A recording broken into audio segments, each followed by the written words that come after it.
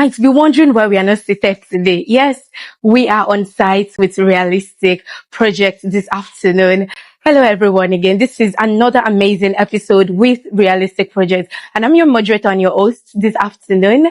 My name is Favor Orok, and we're going to be doing a practical aspect of things that we've been speaking and then we've been discussing about from the beginning of the month. And this episode is going to round up the session for May. If peradventure you've missed any of our episodes, go straight to the YouTube channel at Realistic Project, or if you have any inquiries, go straight to their Instagram account at Realistic Project.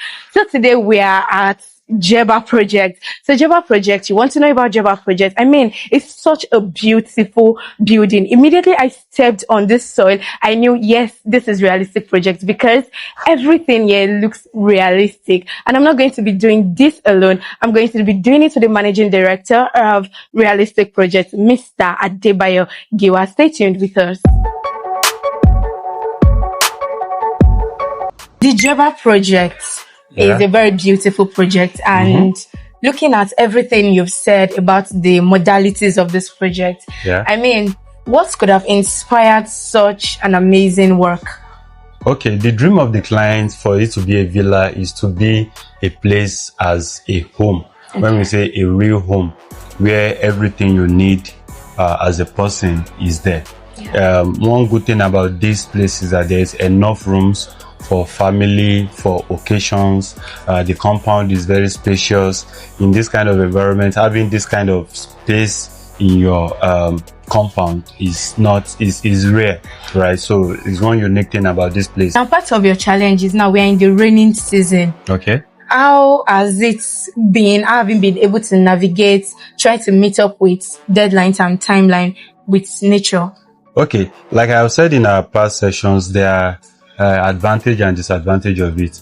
Right? When we are plastering or screening outside of the building, it affects us a lot, right? So we have to calm down when the rain is much to let it get down before, and sometimes we need to wait for the wall to get properly dry before we can continue what we are doing.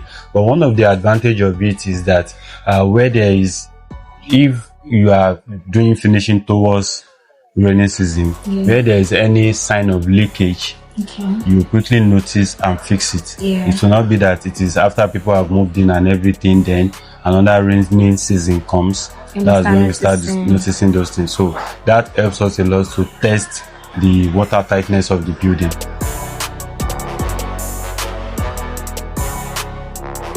This is a residential villa, right? It encompasses of 8 rooms, right, with different amenities in it. For example, where we are currently is the open terrace area where you can look out. So there are series of spaces here, living areas, and many other amenities. We have a library, like a big library in this residential villa. You know, we have series of lounges. We have the main lounge, we have the family lounge, we have the private lounge for the masters. Series of amenities are here for this residential villa. Now, during your projects, this Jebba project, so far, what has been the challenges that you faced? Okay, for us, challenges are interesting. It makes the work interesting. There's no major challenge than normal working towards meeting timeline and getting the right quality done. So they are just normal activities, you know, working with the weather condition.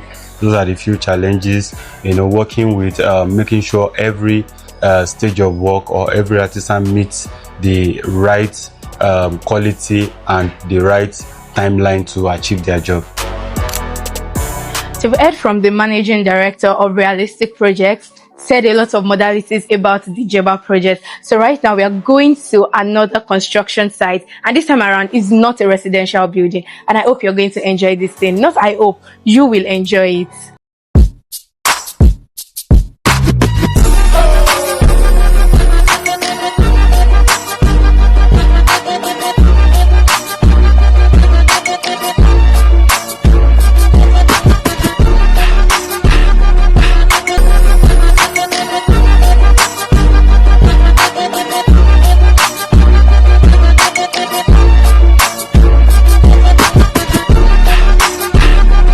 We are here live at the Regal Project.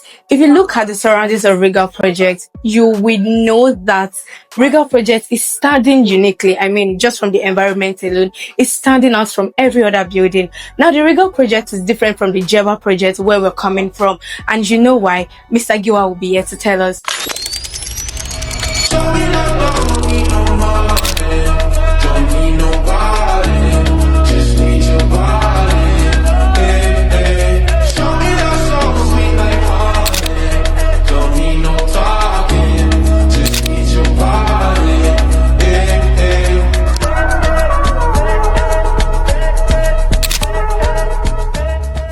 So this is the Regal Project right here, and it's slightly different from where we are coming from. But I must comment that immediately we entered this environment, I just knew this is realistic project, because the building is standing tall and it's different from every other kind of building around here.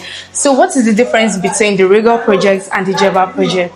Okay, like I said, for the Regal Project, that one is a private residential villa. Okay. Right. This one is a short-let project. Wow. Right. So it encompasses things that is needed in a short-let apartment, right? The reception to service, and for this project, there is even a co-working space. Wow. At the rooftop of this project, where we have a co-working space that you can come as a remote worker, work there, come for training and all that stuff. So it is designed as a work, sleep and play. So we call it work, live, play, right? There's place for podcasts, there's place for remote work and all that, and there's place for sleeping, living and all that. So that's everything that we have on this project. Now, the work, live and play, should we say that was what inspired the dream and the vision of this project? Yeah, that's it. So this project, the developer of this project is a Dala Development, right? Yeah. So the product they design for this project, that's the vision for live, work, play, right? Yeah. And that's what we are building for them, to make sure that that dream for their customers come to life. Yeah.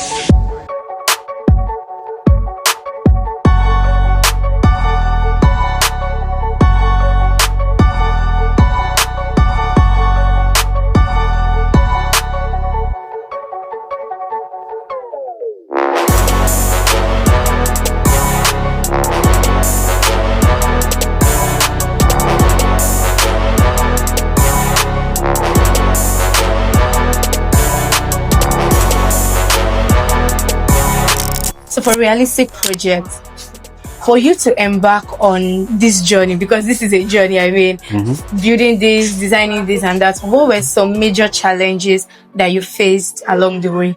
Okay.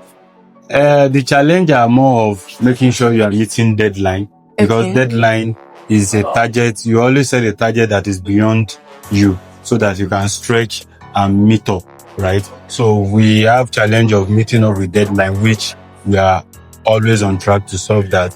Like I said, managing artisan the right way to make sure the quality and the time is delivered. So those are the things. Though we have little challenge with the road, putting materials on the road, which are some common things, but we are able to manage it, and we did not hinder or disturb the environment and people moving on the road. Yeah. Now, during the course of this construction, is there one thing that stretched you so much that maybe, this kind of construction is a new technique, something that stretched you? You know, it's not common that people do the work, live and play kind of construction. So was there something unique about it that stretched you? Okay. The thing is that we have our proper plan. We have our proper plan. We have right hands on the job. So nothing really much than trying to meet up deadline. Doing the quality is what we are used to. We know how to make sure we meet the quality we are supposed to meet, the standard that we are supposed to meet, follow the proper construction procedures. We are getting things done.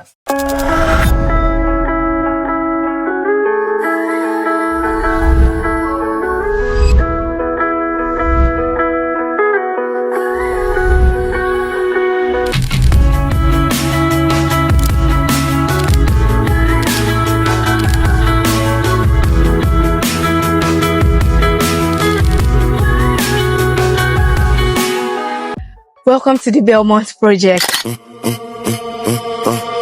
it up, check the scope, money talk, money more. Yeah, make who say they with it, kicking down the door. Run it up, check the scope, money talk, money more. What? Make who say they with it, kicking down the door. Let's go. Gotta switch the whole lane when I'm driving the machine. True vision, big dream, kingpin of the. I mean, this is still the foundation level, and honestly, there are a series of questions I want to ask, because if you've gone back to some of the previous episodes that we've done, we spoke about foundation and everything you need to know about foundation. Now, this is the Belmont Project, and we've gone to the Jebba Project, we've gone to the Regal Project. Now, this is a new project entirely, and you can see the building is still coming up, it's still on the foundation level. So I'm here with Mr. Giwa again to still talk about foundation. Now, when I walked in here, the first thing that came to my mind was, is this a swampy area? Okay, it's not really swampy, but the foundation, the soil we have here at the top level are weak, to carry the load. So that's why we are going for a pile foundation here. Though most of the projects we have been going to, they are all pile foundation too, right? And so currently we are at the foundation level, we are at the DPC level, preparing for the DPC. We are currently filling. We have done the pile cap, we have done the pile, we have done the pile cap, we have done the connecting beam, the tie beams. So we are currently filling into foundation and compacting. So we are compacting this stage that we are standing on now with sharp sand. So after that, we'll be doing the polythene, nylon, the screeding, then the reinforcement for the overside concrete, then the final DPC casting. That's what we are doing on this project.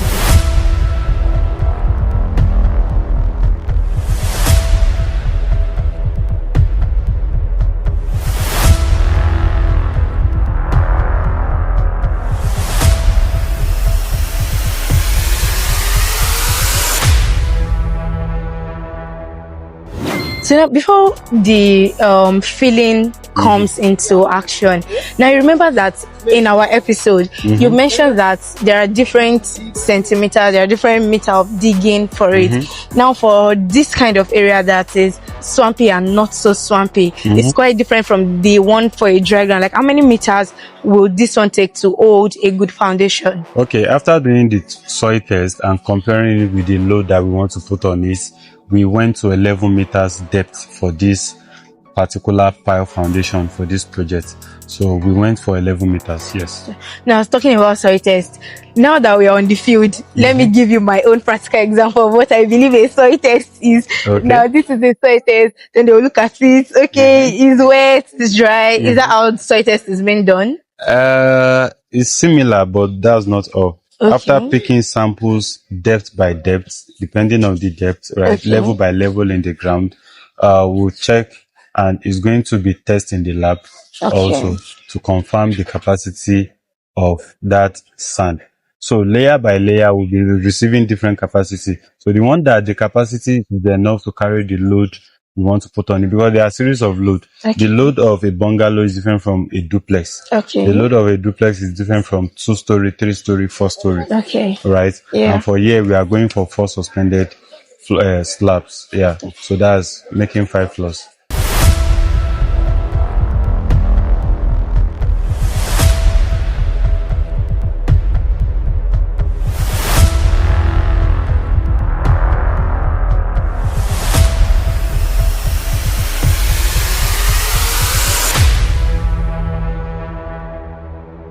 From where we've been coming from, we have residential building and we have the commercial building. Is this going to be a residential building or a commercial building? Yeah, this is also a commercial and is a residence commercial, which means it's a short-let project that have a recreation area.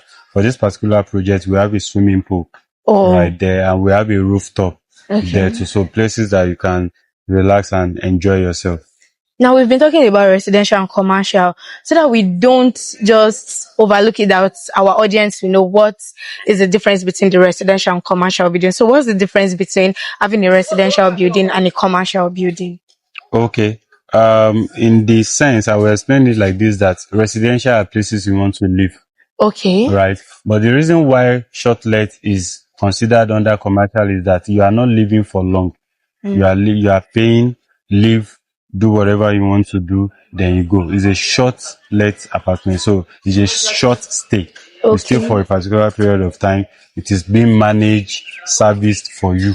Oh, All right. yeah. And in the aspect of investment, they see it as an investment project. Okay. Right. In real estate, it's seen as an investment project, and we are constructing this project for secured real estate. Right. Yeah. They are a reliable development company. Okay. Okay. Now, in my own curiosity, I am very curious. Coming here, I'm seeing a different kind of sand. Now, this is it's different from the normal sand when we were young, used to make cake. So, I don't know. Are there different kind of sand? I know there is one that they get from the beach that they will remove from underneath the water. So, I don't know. Is this sand quite different from the other ones? And why is it this particular sand that is being used for filling? Okay, so we call this a fine aggregate. Okay. Right. So it's a sharp sand in the layman terms, and it have a good compaction strength. It has a good capacity when it comes to construction works. Yeah. And when we are using it for filling, there are cases whereby we use laterite for filling.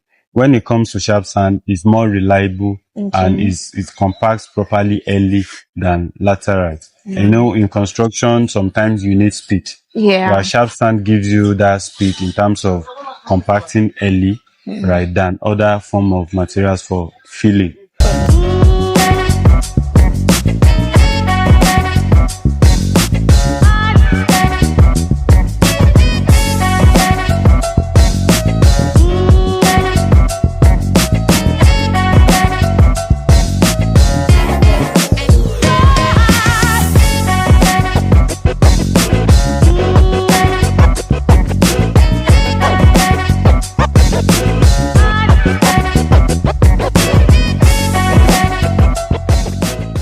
If peradventure you've missed any of our episodes, go straight to the YouTube channel at Realistic Project, or if you have any inquiries, go straight to their Instagram account at Realistic Project.